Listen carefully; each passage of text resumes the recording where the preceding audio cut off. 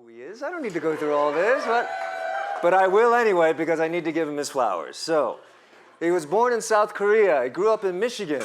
Most recently, he starred and executive produced the A24 Netflix limited series. Well, is it really limited? We'll ask about that. Beef. Alongside Ali Wong, and of course, you guys have read the news. You know that he just won a Golden Globe, he won an Emmy, he won a Critics' Choice Award. He's also known for The Walking Dead, Minari, Invisible. He's served as EP and lent voiceover for the documentary Namjoon Paek, Moon is the Oldest TV. And if you haven't seen that documentary, please do, it's excellent. In 2023, he formed his new production company, Celadon Pictures, with producing partner Christina Oh. Now, he is here at Sundance, starring in a film Love Me, which also stars Kristen Stewart, directed by Sam and Andy Zucchero, I believe. And he will also star in director Bong Joon-ho's newest film, Mickey 17, alongside Robert Pattinson. Oh, so he's doing the Kristen Stewart, Robert Pattinson thing. Naomi Ackie, Mark Ruffalo, and Toni Collette. It'll be released in 2024. Please welcome a very special friend and an amazing talent, Steven Yeun.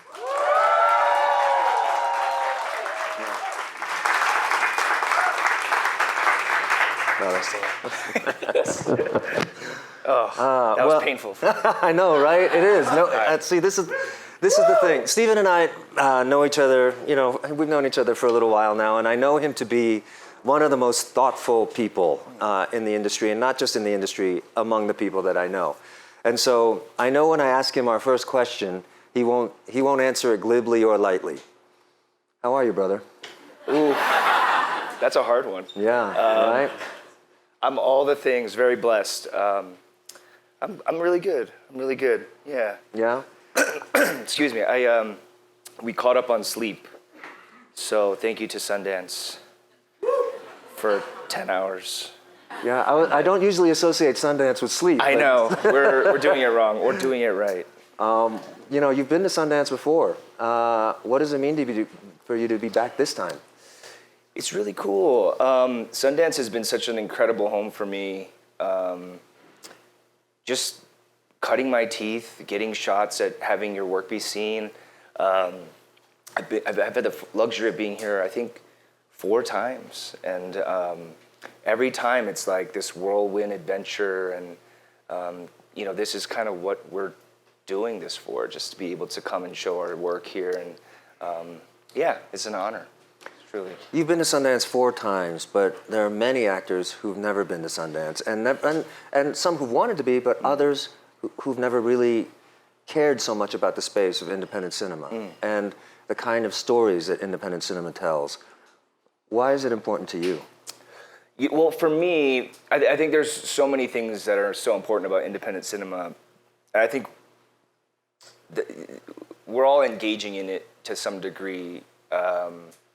Because of its detachment, I guess, from a larger established structure. But I think for me, the thing that has fed me personally is these films that I was able to make independently and outside of kind of the bigger studio structure has been ways in which I could stretch myself, opportunities for me to display different aspects of me, to communicate feelings and ideas that were always there, but maybe didn't have the ability to move through the producerial line to get to the final moment where it's retained itself. I find that independent cinema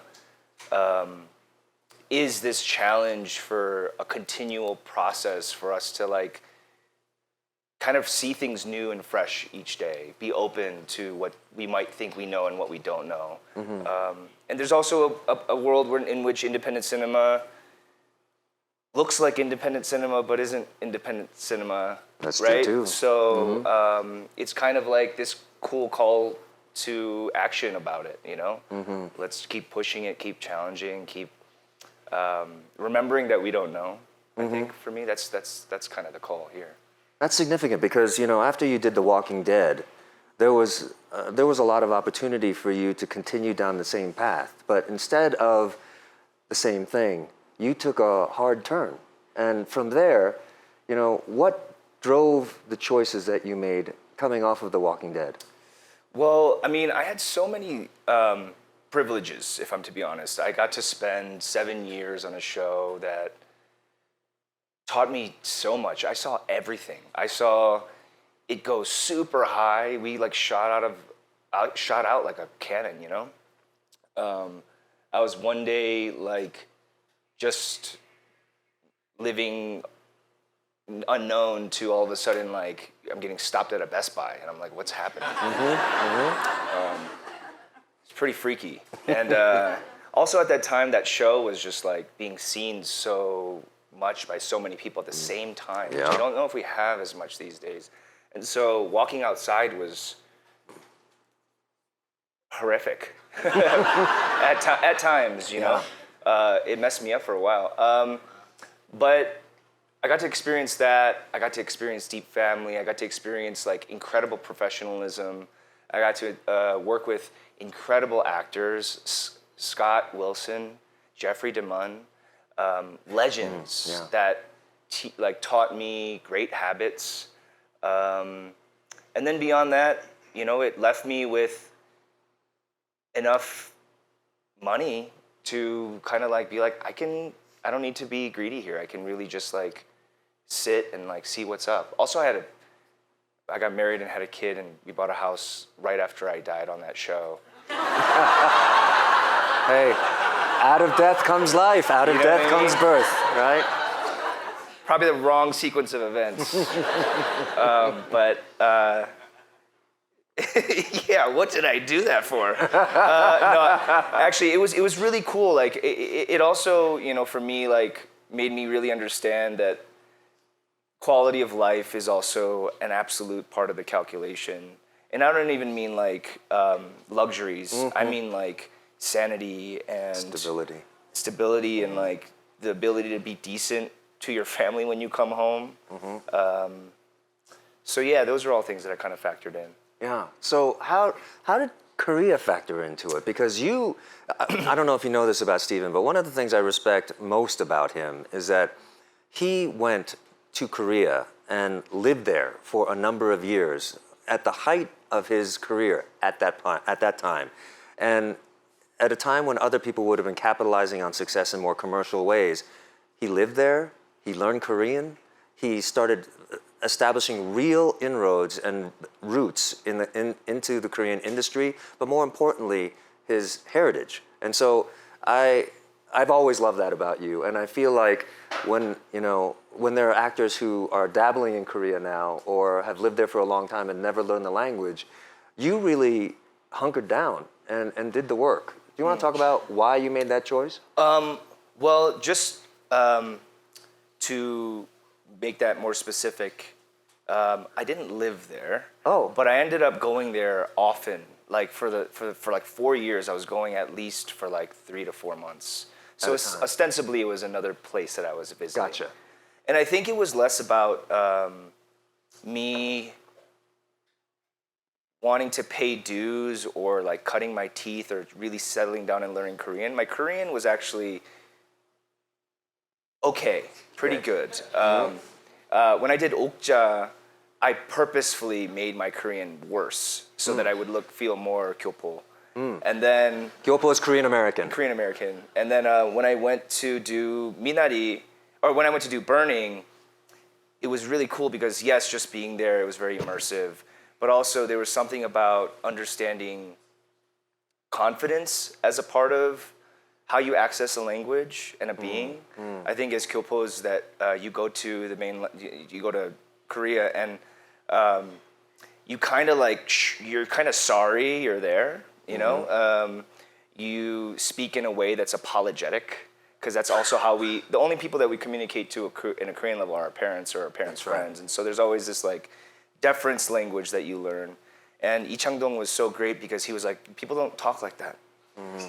He's like, what are you doing? Just like, you're allowed to be here. And his permission allowed me to like really understand. And I remember walking down the street in Korea one time with my friend, and I was like, hey, what is the Korean word for confidence? And he's like, 자신감. And I was like, what does that mean? He's like, confidence. And I was like, no, what's the root etymology of that word? And he was like, I don't think Korean people do it like that. They just go to like Chinese hancha. And I was like, well, let's break it down. What does 자신 mean? And he was like, self. And then I said, what does 감 mean? He's like, sense. And I was like, oh shit, the definition of confidence is in the word. And it was this like inner knowing of being Korean that wasn't like trying to tackle it or understand it from like a very heady way, but instead it's like, it's in my body. And it's like a being that I can tap into, so that I might not have to like talk like this, I can actually just talk like this. And so that was nice, and that was like really incredibly transformative for me, that film, Burning. But for me, I appreciate that the way you frame it is that I was giving it a lot of respect, and I was. I think for me, the thing that I saw very clear in Korea was you can't just roll up on that place and be like, where's my roles? Yep. That's so aggressively disrespectful. Anywhere you go. And colonial. Yeah, truly.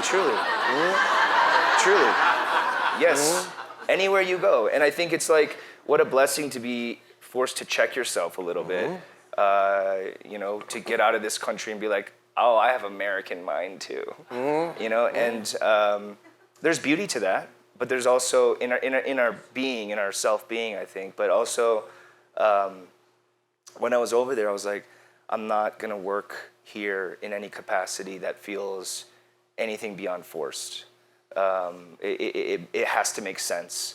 And then even then, I also don't want to play all the Kyopo parts either. And so I got lucky that I got to play with Lee Chang-dong. And that's really the only Korean movie I've made. And I would love to work in Korea, don't get me wrong, but also out of respect, for myself and for the country and all of it. I kind of leave it to the pros. Yeah.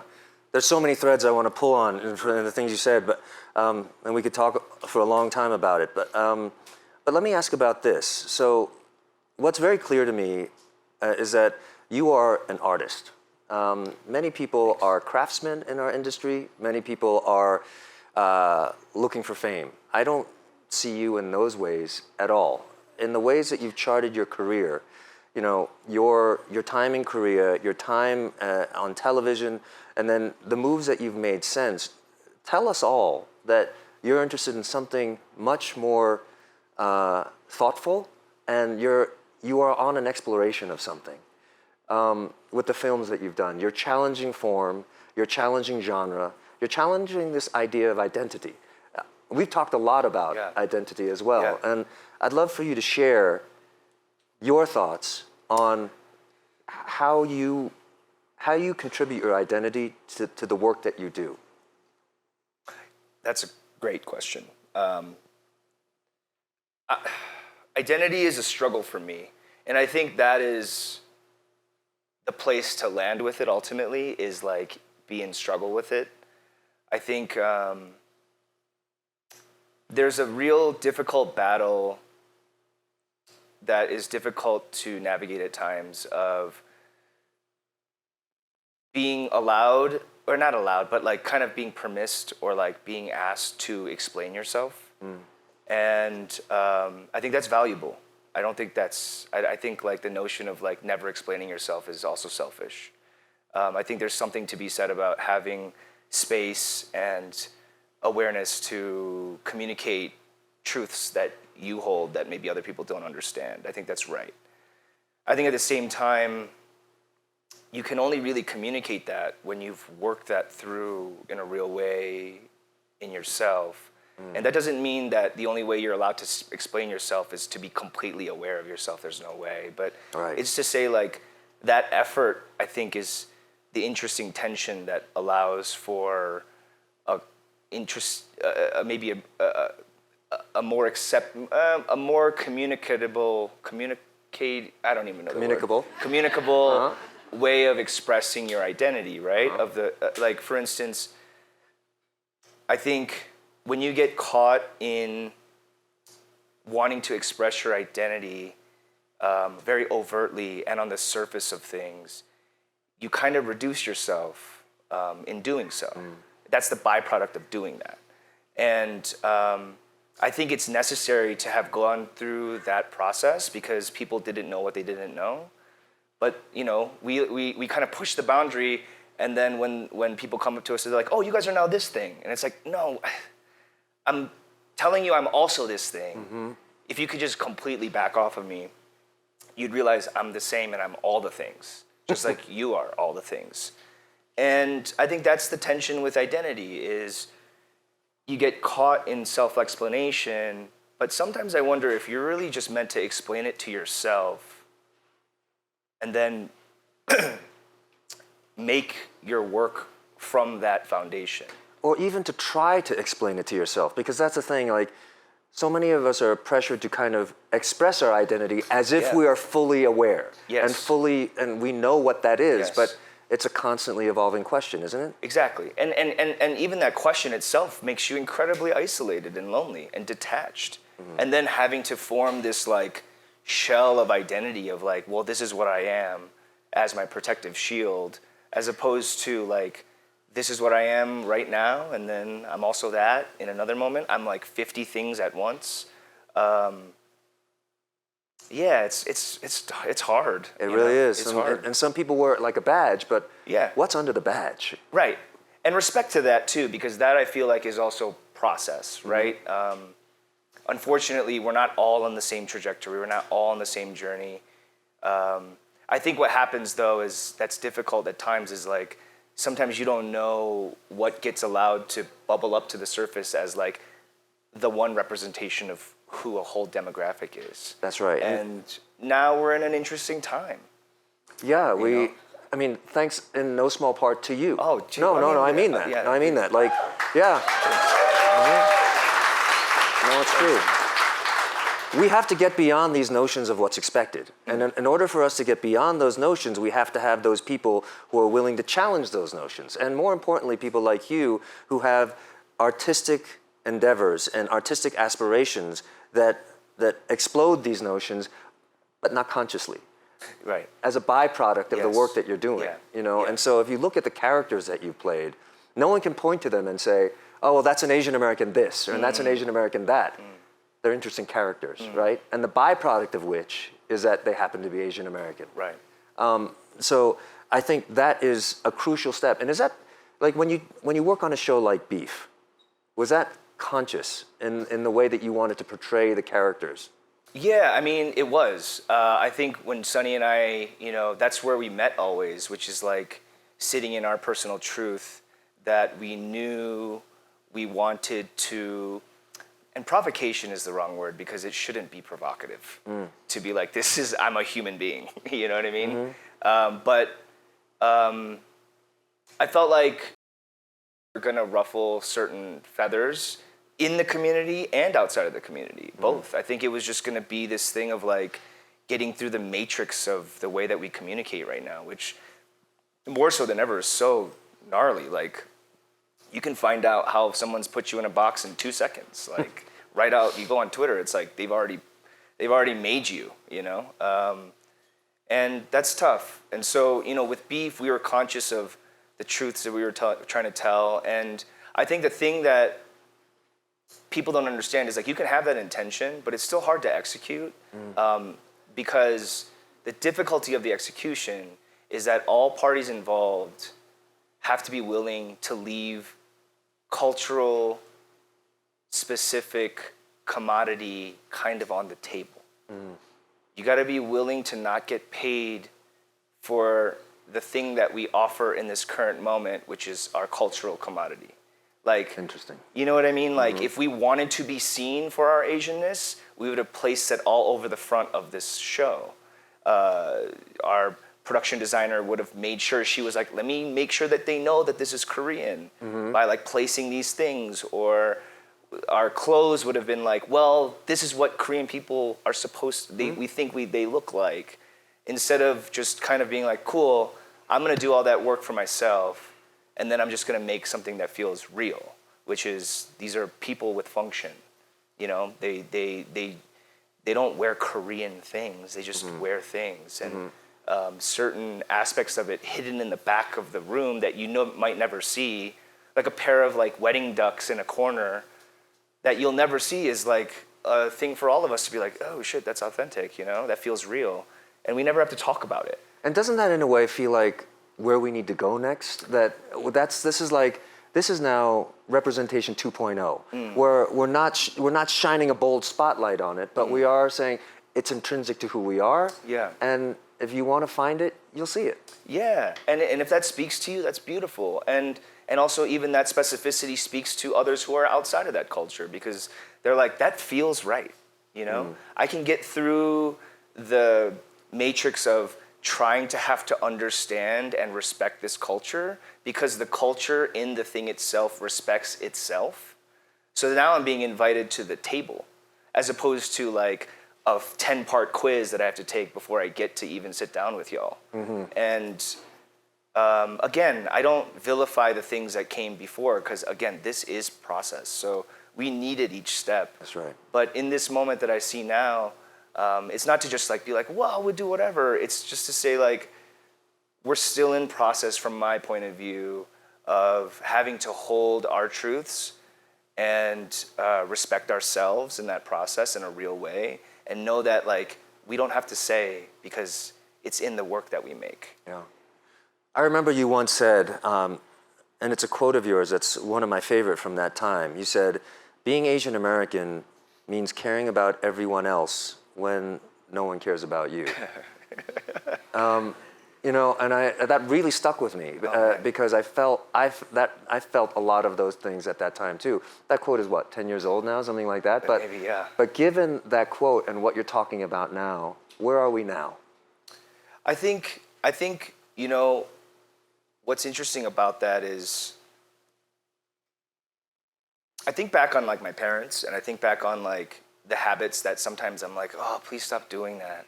Like, why do you always give so much? Why won't you take a break? Why won't you do this, and this? Like, it's not smart. Like, I raged at my folks for things like that on, you know, as I'm growing up.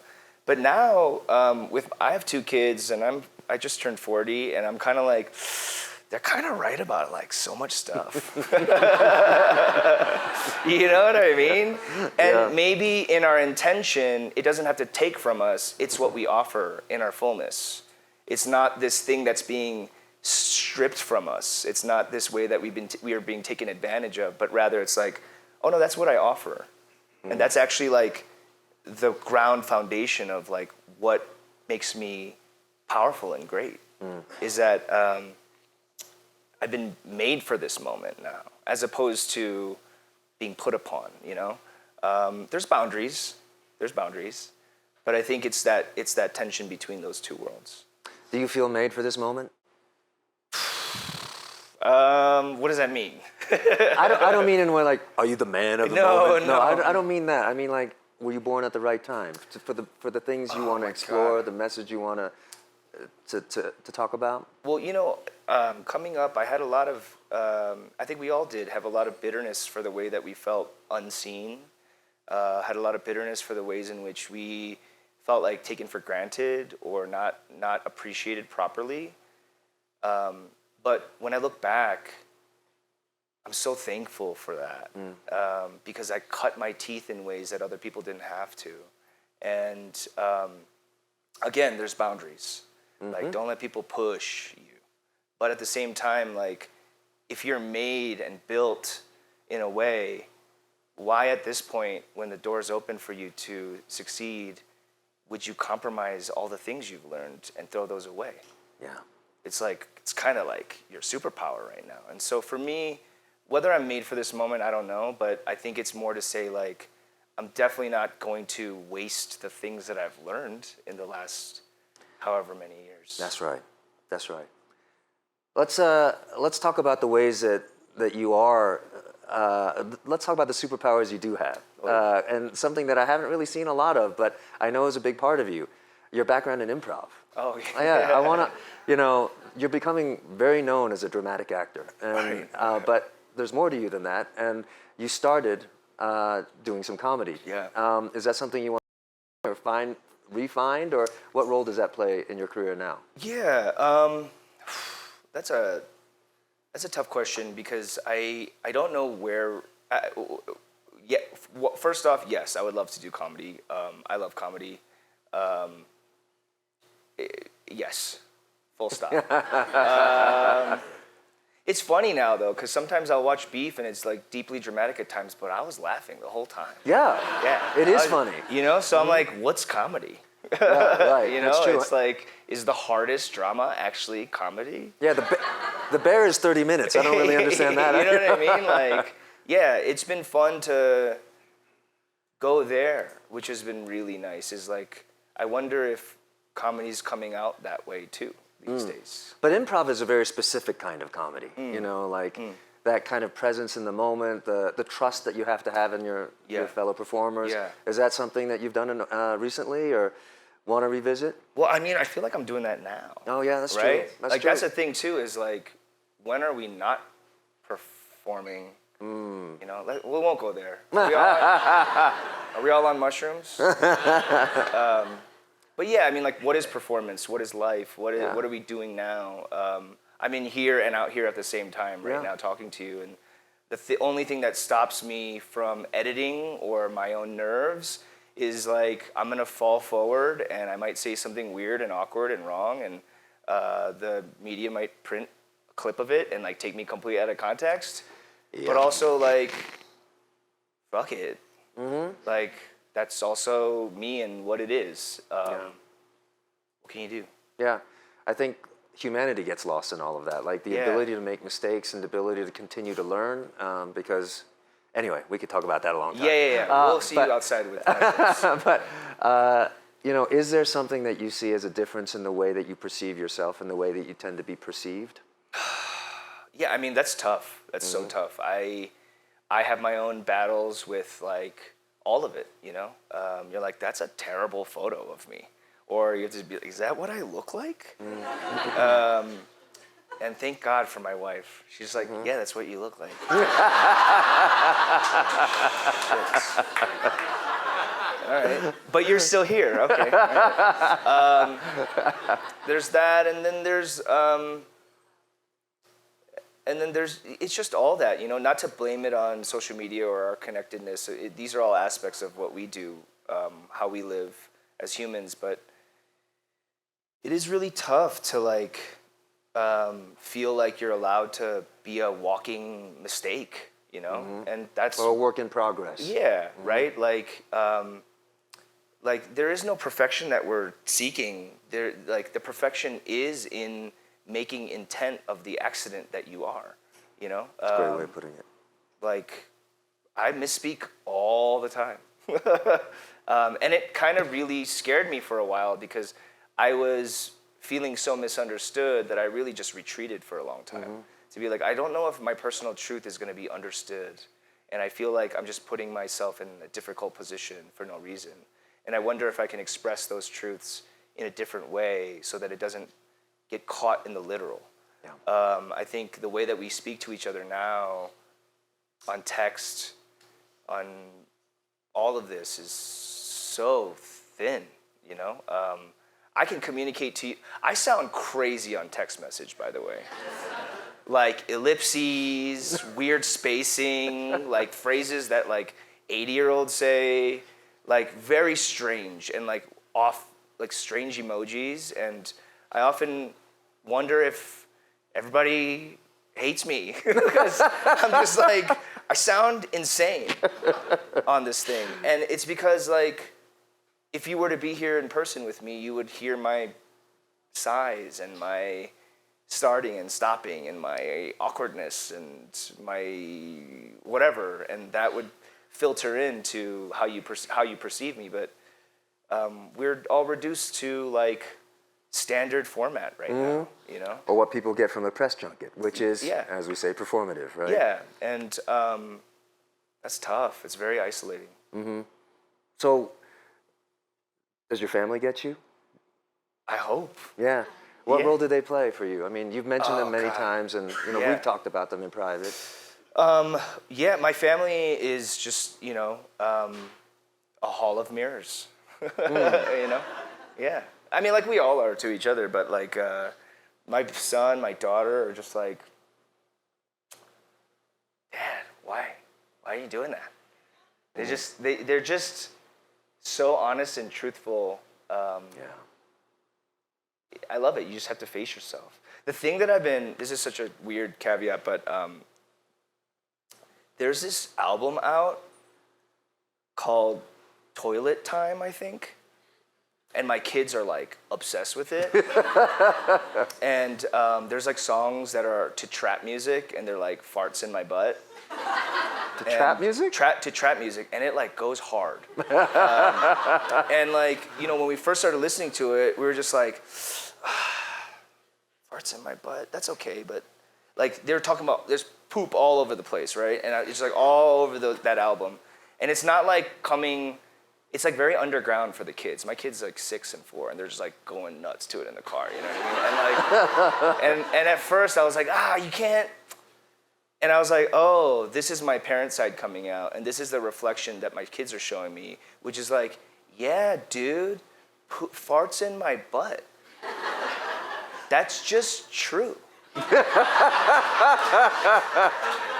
What are you you're gonna repress me? And here I am like anal retentive, and they're just like, yeah, you're the weird one. Like, we're farts in my butt, dude. Like, what do you mean? Uh-huh. And so that's been really amazing with the kids, just to like break me from my own conditioning of like what's allowable, what's acceptable, how we're supposed to communicate with each other. And instead it's like, yeah, don't forget, farts are in your butt. Yes, they are. That's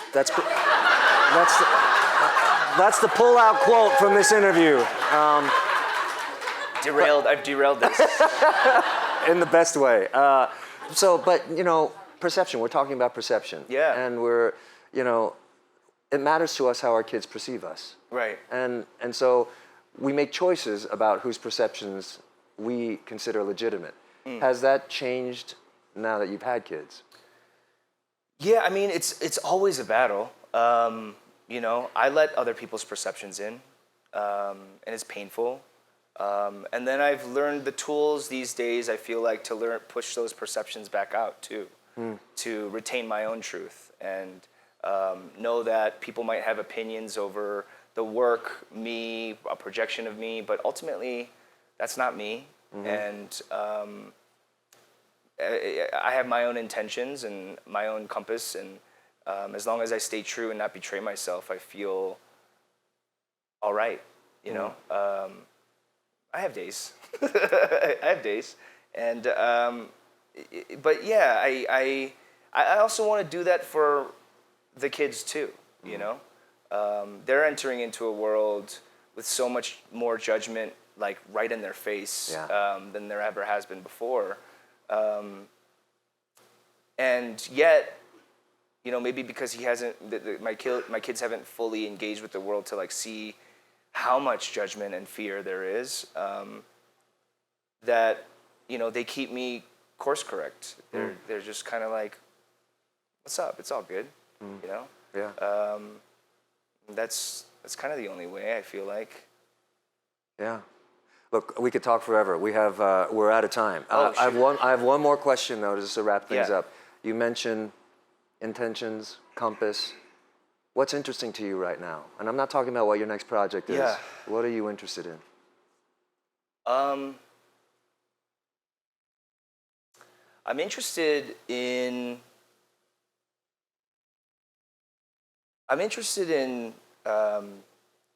in-between spaces. I'm interested in,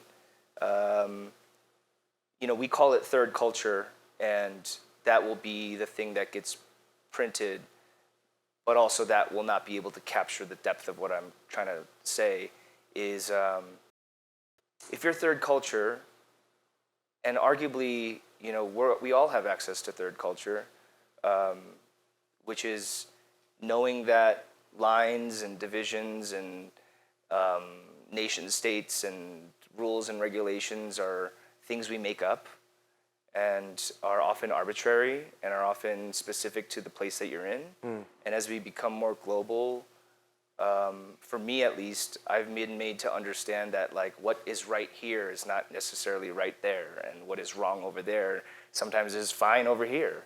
And so then I question like what is actually real, and I try to speak from that place of that question of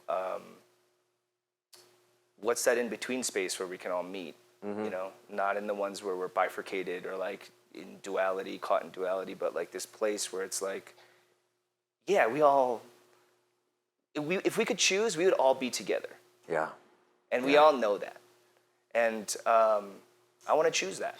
The binary construct itself is Yeah. something that It's difficult that's to worth navigate. questioning. Yeah. Yeah.